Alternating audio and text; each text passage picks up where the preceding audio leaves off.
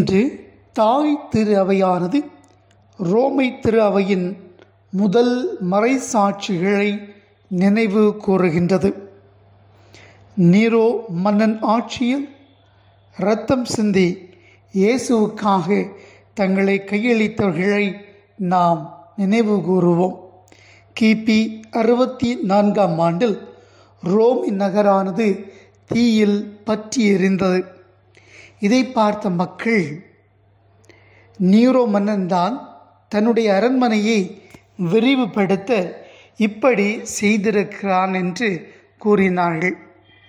இதை கேள்விப்பட்ட மன்னன் கிறிஸ்தவர்கள்தான் இந்த செயலை செய்தார்கள் என்று சொல்லி அவர்கள் மீது பழி சுமத்தி அவர்கள் அனைவரையும் கொல்ல திட்டமிட்டான்.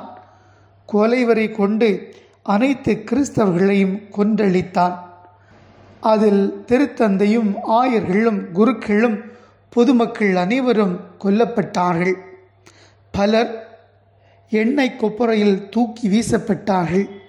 பலர் கொடிய விலங்குகளுக்கு இரையாக தூக்கி வீசப்பட்டார்கள்.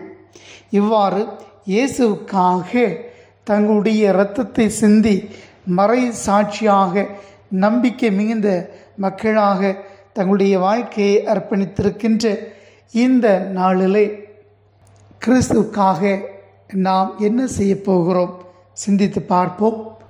மாசு மறுவற்ற அந்த கிறிஸ்தவர்களை நீரோ மன்னன் கொன்னான்.